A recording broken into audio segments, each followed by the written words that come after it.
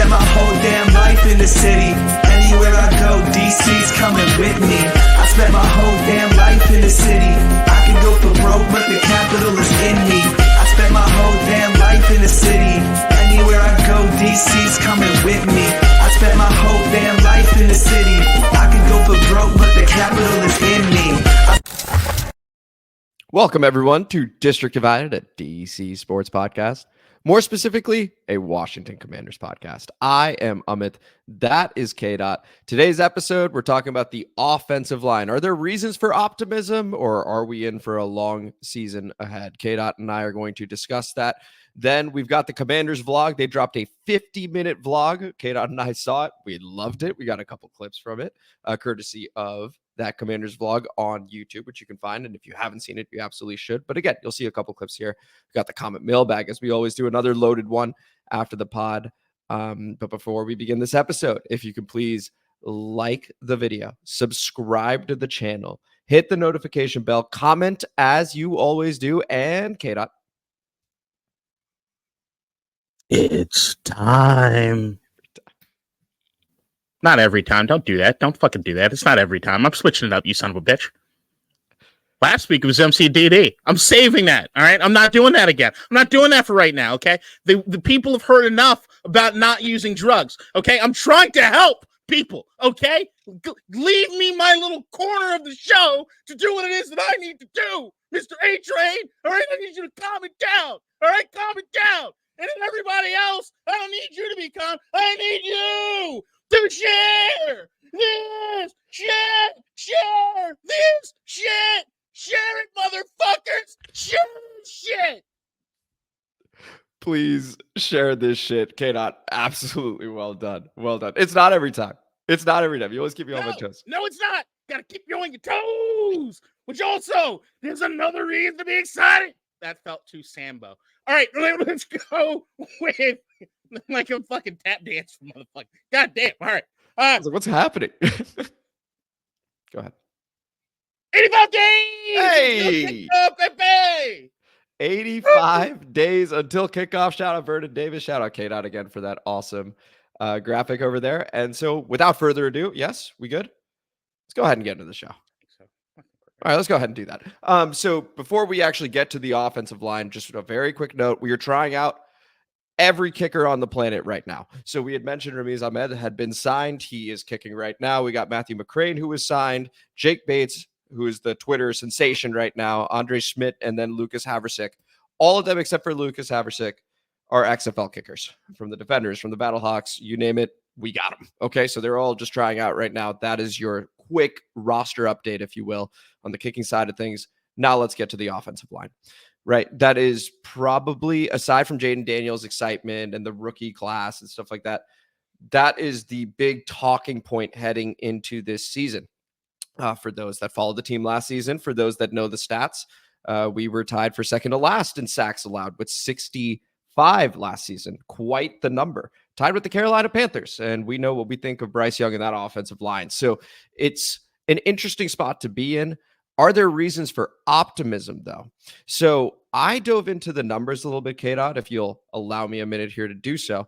I was looking at the percentage of sacks allowed. So like when you drop back, what percentage of the time are you actually allowing a sack, right? And so decided to look. And when I looked at the bottom 5 teams and the top 5 teams, something became quite obvious to me, but I'd be curious as to your take.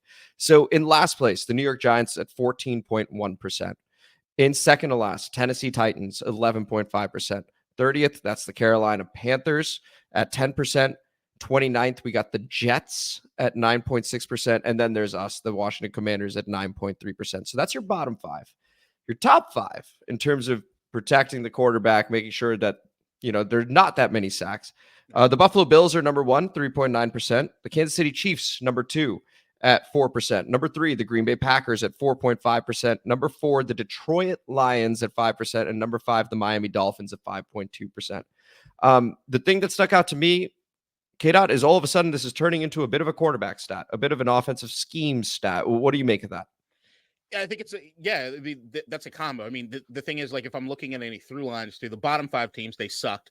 And then the top 5, that's the only through line I need to know as far as those. Sure, yeah. the top five, you can see it's a combination of like, you could see Josh Allen is Josh Allen, which is he's like the closest thing you get to like a Ben Roethlisberger, which even if you get hands on him, you're not going to take him down that easily, right? So like that plays into it. When you look at like Kansas City, we know there's nobody better getting the fucking ball out of his hands than Patrick Mahomes. Like that's what it is. The Green Bay Packers, you can also probably look at them and say that, hey, or even Miami, that they would be like, hey, schematically, we probably run the football a little bit better than most teams. We do things to make sure that we're insulating our quarterback at least a bit and keeping their toes. Because that was the one thing with Jordan Love, at least to certain portions of the season. They weren't lighting the league on fire at all, but they were giving some carries to as they had back there. I know my fantasy team loved it.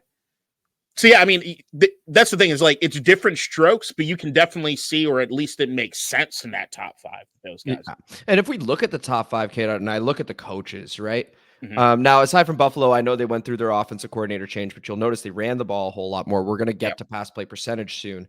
But we got Andy Reid with the Kansas City Chiefs. We got Matt LaFleur with the Green Bay Packers. We've got Ben Johnson with the Detroit Lions. And we've got Mike McDaniel over with the Miami Dolphins. So you're talking about guys that know offense, guys that are able to scheme people open very quickly to allow more of a flow on offense. Okay. So I remember looking at that stat and being like, man, that is interesting. So that's one aspect of it.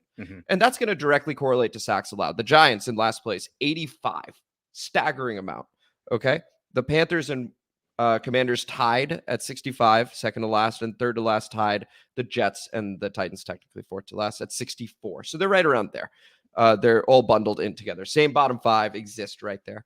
And then the top five, same list: Buffalo, Kansas City, Green Bay, Detroit, Miami. It's 24 sacks for the Bills, 28 for the Chiefs, 30 for the Packers, and 31 each for the Dolphins and Lions. So once again, that's going to be coaching. That's going to be getting the ball out quickly. But this is where it gets interesting. And this is where I think, guys, we do have reasons for optimism with our offensive line. So I'd mentioned that we were second to last in sacks allowed, right? 65. Yeah. But we also threw it 66% of the time. That's number one in the NFL by a country mile. Second place was the Bengals with 63%, or like 63.5%. The Kansas City Chiefs, for example, they throw it seventh most at 60.3%. So you would expect their sacks to be a little higher, but that's your quarterback. That's your offensive scheme right there, right? So you can see that they know how to protect the quarterback when they are playing. They've got that chemistry over there. In contrast, the Giants threw it 18th most at 57%. You would expect that the team that gave up 85 sacks to not give up that many when they're throwing like that amount. You would expect it to be much lower, right? But I think this speaks to our offensive line actually being a bit better. The Jets were in fourth place, 63.2%. They had Zach Wilson. They they were supposed to have Aaron Rodgers. They didn't. Nathaniel Hackett. There you go. Just proving the point a bit more. And then the Carolina Panthers, 59.4%. Okay, fine. But the Dolphins, 57.4%. Packers, 57%. Detroit, 56.6%. Buffalo, 53.5%. So there's more of a balance, right, with these other teams. That's what we need to be doing. The 66% was clearly unsustainable. And I remember, KDot, you were talking about Eric Bieniemy and what you thought of him. I can see this with Kliff Kingsbury, with Anthony Lynn, changing to be more balanced. We're talking about more no huddle when Brian Robinson's speaking, right? I can see this changing, and I actually think, looking at these numbers and these correlations, that we are more likely to have a good season with the offensive line, like we did a couple years prior, than what we saw last season. Yeah, man. I mean, I love that the numbers and everything kind of correlate or back up at least a lot of what I've been saying. So last year going into this offseason, which is that, I don't know, you guys are probably tired of hearing me saying it, but I'm going to fucking say it again because it's worth fucking saying. I should have it tattooed on me. The coaching did not do this team any fucking favors last year. They just didn't. It wasn't just the like, everyone can understand the pass to run ratio was off. was just off. It wasn't what it is that you needed to have. I applaud Sam Howell for being a fucking true soldier and hanging in there and dealing with it, because we all knew what we were seeing when we saw it. We knew that a lot of the numbers felt inflated because of how much we were passing fucking football. But we also know his pressure sack ratio in college was not great. That usually doesn't translate well into the NFL. And while you would hope that could, if you're aware of that, and you're aware that there's long strides to be made in that, then what you'd think is that you'd have a coaching staff that would schematically try to do everything they can do to insulate that person from it. But it was almost like trial by fire. Oh, you're not good at this? We're going to put the most pressure on you possible to just get better at it. And it was like, what? But the thing that gets to me more than anything as far as the ratio was just how easily they telegraphed everything on that offense. Like, you knew when it was a true passing play compared to a run play. And the guys just were able to pin their fucking ears back and come after him. Like, that's the thing. It's like they just didn't do enough. There wasn't enough stuff pre-motion to get guys on to just what are they doing? Where are they going to go with it? Oh, fake reverse, this, that, and the other. There's just not you can watch the TV all last year and know that's coming. That's on its way. That's where it's they're going to run it to that side. Oh, they're going to do this. They're going to do it. It was fucking horrific. So, like, and the thing is, like, I know that you even brought this up. When Jacoby Brissett came in, it felt night and day. Like, you look at the first couple, like, they're driving the ball down the field, and it's like, oh. But then, so you're like, okay, if you could change one variable like that, just the quarterback, and get that sort of tremendous, crazy difference in what it was happening. But then you also look at the way that they were playing, and the play calling they had for Jacoby almost felt as though they were, like, babysitting him, which is like the opposite of what you should be doing when it comes to, like, Jacoby should not be the one to get babysat. Maybe it's Sam Howell, basically rookie fucking quarterback. And just didn't do it. Like, Antonio Gibson and Brian Robinson being on the team and seeing the rushing stats at the end of the year were like, what are y'all doing? What are you doing? So, like, the idea of Brian Robinson being the true 1A running back, and Austin Eckler, who we know when healthy can fucking run that rock or at least catch it. I just want to see more unpredictability in the offense. And that alone will do crazy amounts for what it is the offense can do. And so a couple follow-up points to that. So one, of course, we bring in Austin Eckler. Actually, let's take a step back and make this even easier, right? A percentage sacked allowed of 9.3%, not great. Allowing 65 sacks, not great. You know how you influence those numbers? It's getting the ball out quicker, right? A screen pass, for example, even if it's incomplete, that's not a sack. That lowers your number immediately. So being able to call stuff and get the ball out of Jaden Daniels' hands quickly is going to make a huge difference. So what do? We bring in Austin Eckler. He's going to get the ball pretty quickly on some dump-off passes or maybe a couple zag routes from tailback position. Then we've got Ben Sinnott, right, who extremely versatile. We're going to talk about the Commanders vlog in a moment where we have a clip about him. And he could line up at that H-back. He could be tight end. He's going to be in motion. We got Luke McCaffrey taking handoffs right now, over at camp. So there is a lot of versatility, to your point, KDot, on that. I also wanted to mention, we knew what was coming. Bobby Wagner knew, and we said this already, immediately. And Sam Cosmi, according to PFF, 5th best guard in the league last season. Okay? So he's able to tell from that. I think this is an iron sharpens iron situation. I'm feeling very good about the defense right now, KDot, and what I'm hearing about them. You got the viral moment with Quan Martin just catching it behind his back. Like, they're having some fun. They're clearly important to note. Although Jaden has thrown a pick as well, just to be clear, off a tip to Jeremy. Saying that one. But it's to say that this is all connected. Getting the veteran leadership on both sides of the ball is certainly going to help. And it sounds like this team is committed to making sure Jaden Daniels succeeds. And for me, that means getting the ball out of his hands quickly.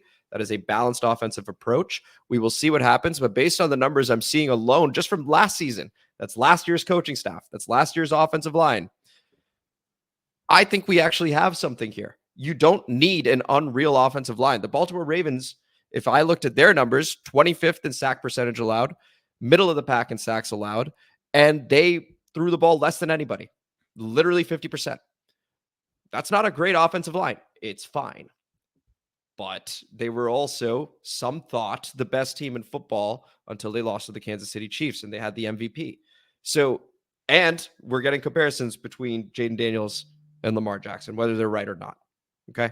So it's to a degree reproducible with an average offensive line. And we'll still see if it could be even better than that. So that's the final takeaway point there from me, KDot. Any final thoughts before we talk about the blog?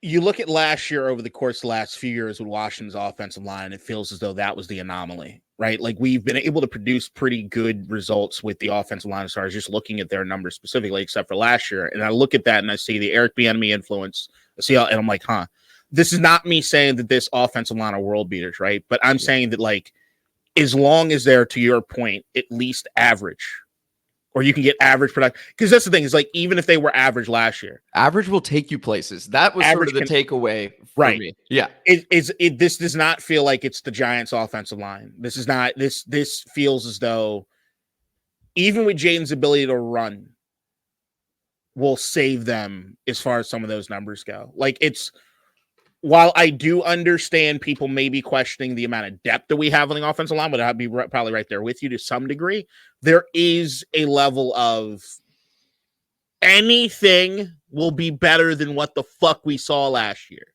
They ruined the offensive line through their bullshit play calling and coaching, and Sam Cosmi being the fourth best fucking guard in telegraphing shit to Bobby Wagner on day 2. What's the fucking ceiling there? Like, what is happening?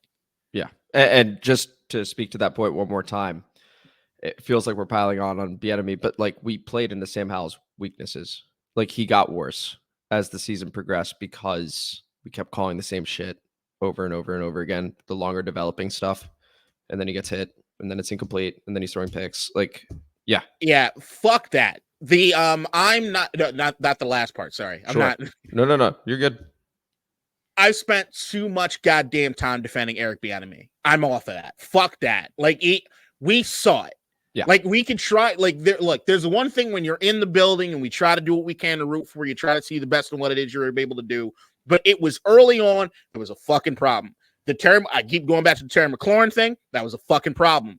I understand that people wanted to consider the team weak or whatever, that they had problems with the way Eric Bieniemy was handling it. But I also look at Eric Bieniemy saying that, like, if your communication tactic is just to do the same thing and over again, when you clearly know that nobody's fucking listening to you, it's easier for you to fucking change than to change every fucking body else. Ron did him no favors. I get that. But dude, you had to be better at fucking what you did. And if you look at where it is you started, Eric Bieniemy, as far as being the second in command for the great Kansas City fucking Chiefs, to wherever the fuck it is you are right now, that's on you. Yeah. And just as a quick reminder, the high-profile signings that we made on the offensive line, we, of course, draft Brandon Coleman, who has taken some first-team reps at left tackle. We'll see if he ends up starting there or if it'll be Cornelius Lucas, but that is in the works right now. We got Nick Allegretti, who had been filling in on the Kansas City Chiefs offensive line. He gets an opportunity to start over here. And we got Tyler Biadasz, of course, from the Dallas Cowboys. And Michael Dieter, I believe, is another name. So anyway, we brought in some guys on the offensive line. We'll see how that plays out. This was just a moment to go, hey, guys, I know we've talked about the offensive line being really bad, but as I dug into the numbers and as KDot and I were chatting a bit, it was like, you know what? Maybe there is a good amount of potential here, and they kind of got screwed last season because the couple seasons prior to that, if you looked at rankings, they were quite good. So anyway, we'll see what happens there. Let's go ahead and talk about this Commanders vlog that came out because it was KDot. Give me a second. No, you're fine. It was dead. Oh, that's fine. Take your time. So for those that are maybe keeping up with the O-line optimism, you see, we're actually talking about the Commanders vlog right now. But it was absolutely awesome. It begins with Darrell Green and honoring him, which I thought was really, really cool. They talked about how they were going to retire his number, and you could see the emotion for Darrell Green. You could see the emotion with his family and just how happy he was. And that reconnection. Oh, shout out FanDuel. That reconnection. Hang on, God damn it. I'm going to get this thing. I'm going to keep talking through this like nothing's happening. Getting Darrell Green back in the building clearly meant it was such a big deal for him. As a fan of this team growing up, it was such a big deal for me watching, where I was like, you feel the last few years have been so difficult in terms of connecting with the team. So being able to reconnect, being able to have Darrell Green come in, that jersey is going to be retired. I thought it was really cool. He gets to announce a draft pick. But that was one facet of it. KDot, are you able to multitask and tell me what you thought of the Darrell Green bit as you fix this? The Darrell Green bit was great. I know that like they released a lot of the video, so there were like little snippets. That's the word. There were little snippets of the of certain aspects of this. And you keep calling all right. It's a Commander's vlog that they call the Commander's log. Keeps bothering me. You call it vlog. I'm sorry. You're right. It is a Commander's log. That is a vlog. That wouldn't bother me as much as this fucking mouse. The other screen's blank. All this fucking work that I did and I can't see it. The Darrell Green thing was awesome. To see him back in the fold, to know how much it meant to him to feel as though he was being welcomed back, and as much as the team itself was embracing him and really looked at it from a legacy standpoint, like what he meant for the team just as a player, what he meant as a team as far as a man. Like we talk about that Commander's way, that spirit, that mission statement, right? There's nobody that should exemplify that more than Darrell Green for us, right? Like if you look over the course of this, like we should be able to look at the legends like that and be like, that's what it means to play like a Commander. The same way that in Baltimore, you hear Ed Reed's name and you immediately get that thought process. It's Ray Lewis, that's a Raven. Haloti Ngata, that's a Raven. Tony Siragusa, that's a Raven. Darrell Green should be, that's a fucking Redskin Commander football teamer. Like that's what it is. Like that's the mold to get to. Like man, it's fucking dope. It's dope. And we had the I Will Arrive Violently. You get the behind the scenes on that, which was really cool. You see Jason Wright, Doug Williams, Adam Peters, Dan Quinn, everyone's wearing the 28. It was awesome. And they talked about the importance of reconnecting. Darrell Green's talking to Josh Harris and saying, I'm fully behind you. It was really cool. That was the Darrell Green part of the Commander's log with an L. And then we go ahead and look into the Commander's war room. Whoa! You fixed it. We're back. Yeah, for now, until this motherfucker dies. And then what you'll see is me launching this mouse, this expensive camera, and storming away, telling you guys to still share this shit because it'd be a great viral moment. Yeah. Man loses his fucking mind. Still should share this shit, of course. But we were talking about the Commander's war room, and we had talked about Darrell Green, and we get the opportunity to go behind the scenes and see Adam Peters at work, speaking to Dan Quinn, speaking to Josh Harris, speaking to Joe Whitt Jr., speaking to Kliff Kingsbury, getting to see the caucus when you see the Jordan McGee pick. And he goes, that's the caucus at work, which I thought was really cool because we learned about that with San Francisco. Now, KDot, I know you had a couple clips that you wanted to highlight from the Commanders, again, log with an L. Why don't you go ahead and pick whichever one you want? Feel free to transition that. Go ahead. You know what's hilarious is when you said log, I was about to correct. No, it's a vlog. I don't want that initially. You just want to agree with me. I get it. There are a couple things that really stood out to me as far as from the video goes. So I pulled 3 clips, but I'll play the first one first. I think you can figure out who it is that they're talking about. He also started at Michigan at receiver. Like he's got great hands.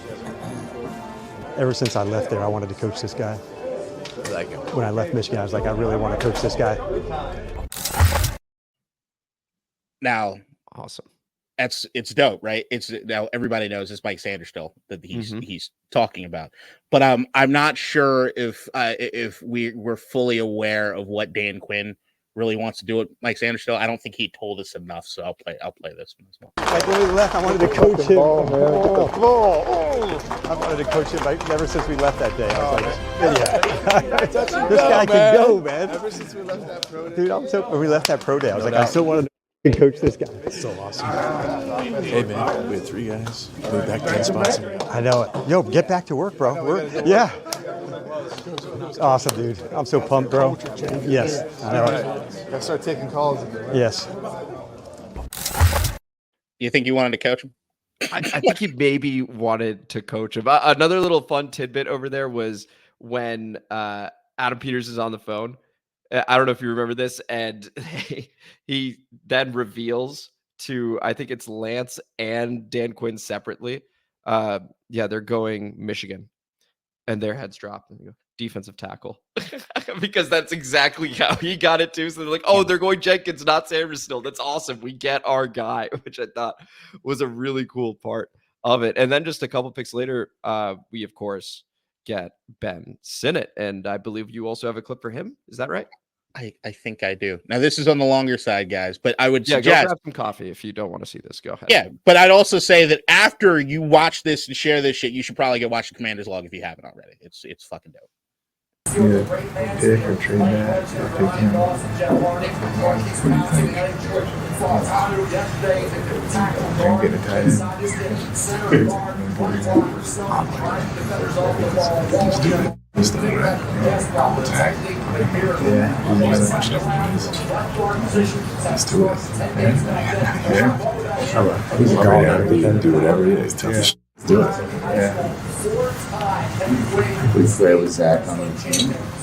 Oh, yeah. He can play anywhere. He's extremely versatile. Yeah. So he'll play. He's fast and he's got a ton of upside. His athletic profile is really, really good. He's just kind of scratching the surface. He's got a chance to be really, really good. All in, yeah. All in.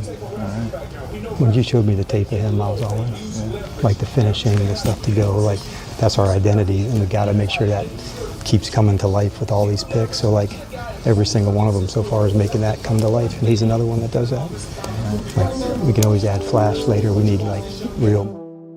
Rob, you have that number? SINNOTT.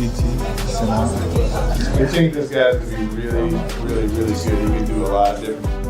He's tough. He plays the way we want to play. This is our fourth commander out of 4. So let's keep that rolling. Tough motherfucker, stand up! That was awesome. I mean, when I watched that, I immediately thought of you. I was like, oh my Lord, KDot is, I mean, I don't even know. I was like, KDot's just gonna fucking love that. You know I'm hyped. And what's his name? What's his name? What's his name for all the people to know? What's that man's name? What? That's Ben Sinnott. No, they said Sinnott, which I found interesting. Whatever. Yeah. But I heard that there's a new name for him that's going around town, and we all need to make sure that we refer to him by this name because it shows who he is and what our appreciation needs to be when we're bringing him here into the city. That sounded like I was grabbing titties. Maybe that's what I don't know. You're excited. Very. This is more cup and balls. This is. You want to just say the name or not? Shout out the fantasy footballers for this when I was listening to it. KDot and I immediately were like, "Oh yeah, this is it." You need to say it. You need to say it. Okay, welcome to DC to the Senator. Moving forward, Ben Sinnott, we will be calling him and referring to him as the Senator. It works perfectly. The fantasy footballers, again, shout out. They said that before he was drafted here. Once he was, now you know it's a good pick. Now you know it was a home run pick. It's perfect. He is it's meant to be. It's Senator. Fate. The Senator is back in Washington. My Lord. Yo, look, all those 3 clips, everything that you're seeing through the Commander's log, you fucked my brain up, bro. It's a log. KDot, get it right. Commander's log. Start date. I love the way the team is functioning. There's so many things out there that if you listen to this podcast, you know, the erection I have right now keeps knocking this fucking microphone up a bit. Like it killed his mouse. It did. I laid it on top of it. It just couldn't handle it. Broke. Look, Adam Peters' involvement. You see him curious. He's asking questions. He's just there. He's looking out. I just want to know what's happening, guys. Like, he's not making any of the fucking picks. He's not really having any say in any of the fucking picks. It's just, I'm very curious to know what's happening. And they do a great job of explaining. He's like, yeah, that sounds good. That's great. Even the question you had about Zach Ertz and Ben Simmons, it's like, that's a great question. It's a basic question, but an excellent question. Yeah. Right. And it's like, he's plugged in, but he's not getting too involved. He's not being overbearing, right? We never got this access when Dan Snyder was there, and there's a reason why. Like that to me speaks volumes. The way that they got all the coordinators. You see Kliff Kingsbury come in. What do you think about this guy? I need to know, what do you think about this guy? Adam not pulling any triggers without at least getting everybody involved. And you see the excitement that Kliff had about that guy, the excitement that Dan Quinn had about Ben. Then you also look at the Mike Sanderstill stuff. The excitement, you hear Joe Whitt in the background. Like, yeah. This was a dude, like when you see Adam and Joe talking to Josh Harris about it, and he's like, yo, yeah, this is the guy. He's got great hands. He's got great hands. And they're cracking jokes and they're having fun. But the biggest through line through all of it, they keep talking about that's our third commander. That's our fourth commander. We're 4 out of 4 on commanders. When I have been begging for years for this team to have a fucking identity, for you to hear Commanders football and to know what it is that it means, they know. They get it. They're drafting dudes that fit that mold. That, to me, is the most exciting thing I might have ever heard come out of fucking Washington. They're drafting dudes that you just know. You picture it, you line it up, you know what you think. You're like, yep. It's same when the Ravens draft a player. I just brought this up about the Ed Reese. It's when the Ravens draft a player, you're like, that's a Raven. That's a fucking Raven. When the Steelers draft a dude, yeah, he's a Pittsburgh fit. And it works in the inverse too, right? Like sometimes they'll pick up somebody and they're like, that doesn't seem like a Steeler guy to me, but that doesn't seem like a Raven guy to me. You love the fact that there's a mold that you can get. And I fucking adore that. I adore it so much.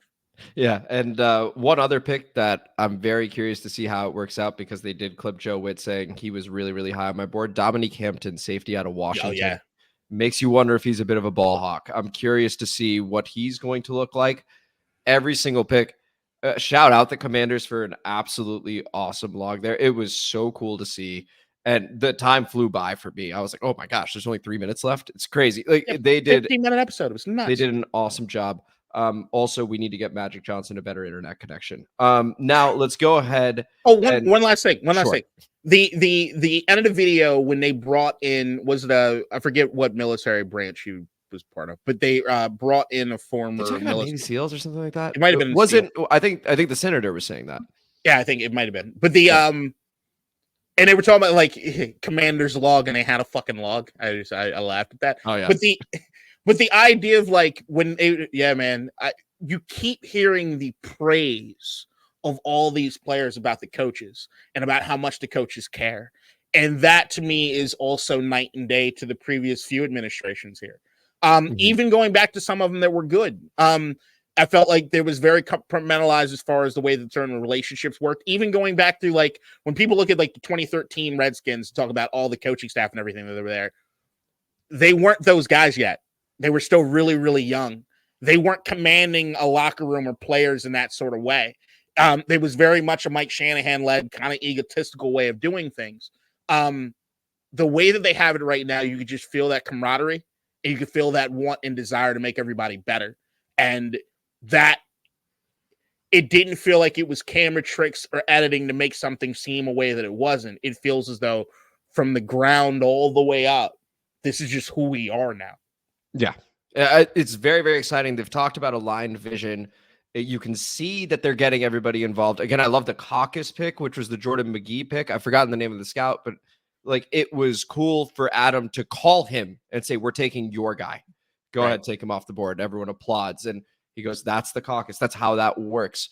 You can see that it's very much a collaborative approach. Every single thing they've told us so far has been on display. It's not just talk so far. We got to see the results on the field. But until then, all we can talk about is what we see, and what we see is awesome. Let's go ahead and go to the comment mailbag. Spilt water as we race through to this hard stop. So I'm going to try and burn through this one real quick. We begin with Mohammed Iqbal. Shout out. Back-to-back videos, I believe, for Mohammed commenting over here. Goes, Joe Whitt got me more excited for the defense than the offense, and I'm Staniels. LOL. Of course, AJ and Daniel. Stan is the term for Staniels. But Joe Whitt, just to speak to how excited KDot and I have been about Joe Whitt, looks like other fans are as well. Mohammed also very excited about Joe Whitt Jr. And listening to him talk about Johnny Newton, listening to him talk about Mike Sanderstill, and Dominique Hampton, of course, who we just mentioned. Very exciting times for that defense, KDot. No staff, man. Yeah, I agree with everything. It's Joey in that defense, man. I'm stoked. Yeah, very excited. We go over to Allison Lombard, shout out New G, as we've been saying, with a couple comments over here. Beginning with, is Sanders still just a nickel, or can he play outside? So from what I can tell, okay, so we'll let KDot get in there in a moment. From what I can tell, he is primarily a nickel. However, when we talk about the Senator, when we talk about Luke McCaffrey and their versatility, and Johnny Newton able to play anywhere on the defensive line, I would be surprised if he was just a nickel. You want to take it from there, KDot? Yeah, I don't like the just a nickel thing. I think that was something that might have been attributed at one point in the league, that like the way that receiver concepts went, the way that you had your best receiver on the team, and how it is that they played, I guess, diminish that value of that. But I don't think that's the case right now. Like if you look at like what you can do from the nickel corner position, I wouldn't call it just the nickel. It's vital. It's important. They could shut down entirely portion of the field. Like if you don't have to worry about certain things as far as in routes or whatever, because the nickel's got it covered for you. You could take more chances and other things. Like when we talked about who it is, it could be like the MVP of this team last week when on a mailbag, and we both said sneakily it could be Sanders still, because if he does what it looks like they're asking him to do at the fullest extent that he can do, it makes the entire defense better. So I don't want to say that anybody's just a blank, because if fair in terms of impact, of course, right, the impact could be tremendous.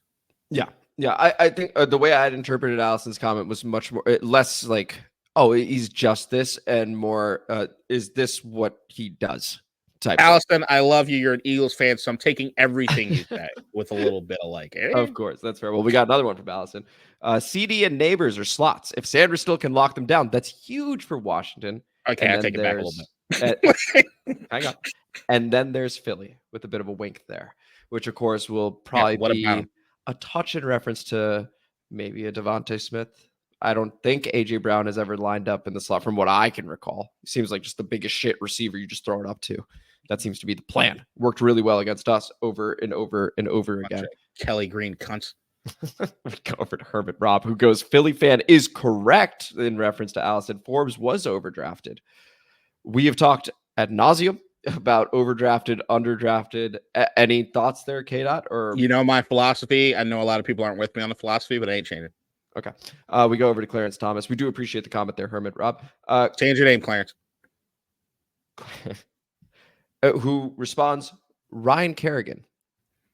So if you'll remember, we talked about the top 5 jerseys from the Snyder era. I don't think either one of us had mentioned Ryan Kerrigan. I think it's a really good shout because I remember reading this and going, you know what? That should at least warrant consideration, minimum, because Ryan Kerrigan was awesome over here. What do you think, KDot?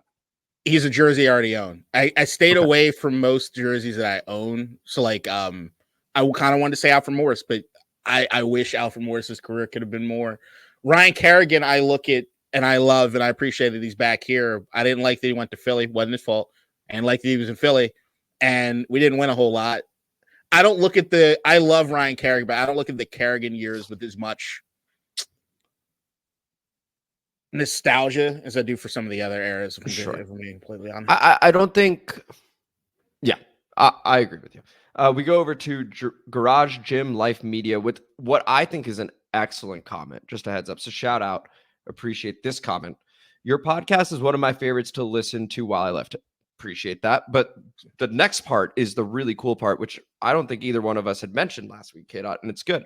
I think the overlooked aspect of the Ramiz Ahmed signing is that he's more used to kicking under XFL, UFL rules rather than NFL kickers who are all going to have to adapt to not just kicking touchbacks. If you listen to Larry Izzo's presser, you'll see how important kickoffs will be now that the NFL has adopted the XFL kickoff format, and having a kicker who already knows how to kick that way is a plus.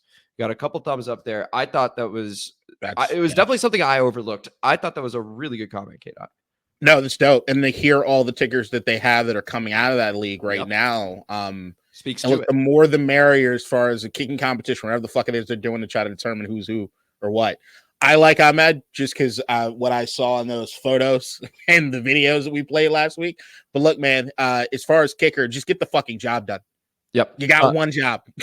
And by all accounts, Ramiz Ahmed so far is getting that job done. Every tweet I've seen, I haven't seen any saying he's missed. I have seen a couple other tweets say, I'm not going to name specific kickers here, but a couple have, missed. I haven't seen one of those tweets for Ramiz Ahmed yet. Seems like he's doing well, but we'll see. We go over to Jess Santo. I mean, come on. Oh, geez, shout out.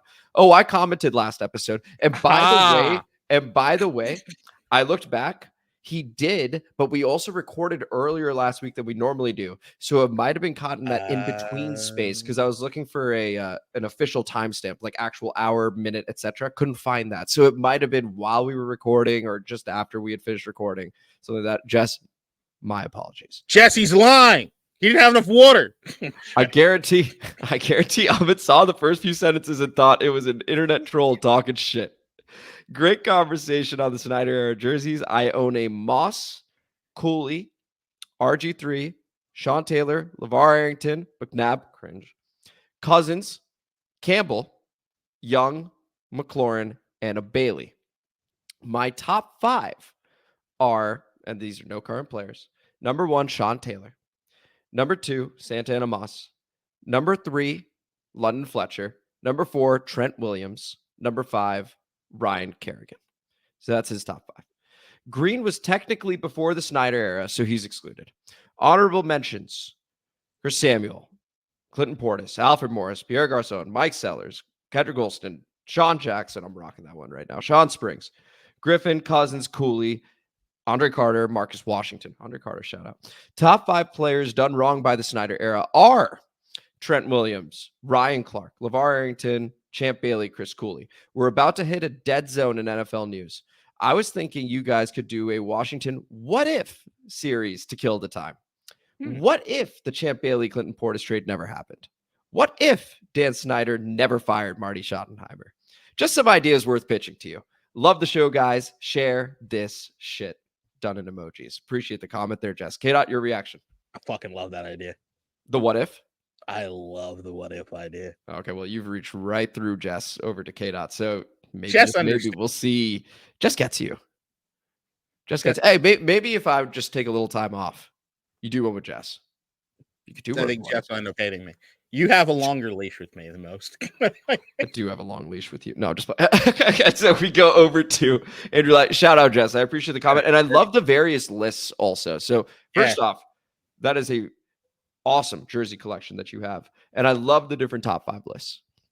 We could definitely explore those as well in some after the pods. Unfortunately, we're running up against a hard stop, so we're just going to have to keep burning through these. Over here, we go over to Andrew Lally, shout out, who has been on the pod multiple times.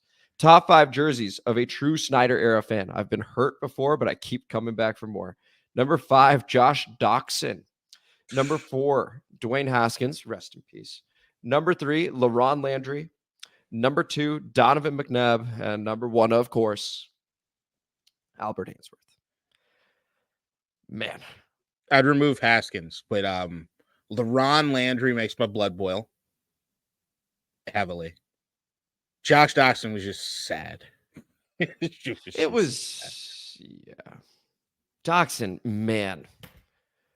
Anyway, okay. No, I was just getting sad thinking about it. We're gonna move over to Earl Bruce. Appreciate the comment there, Lally. Earl Bruce, who is an OG.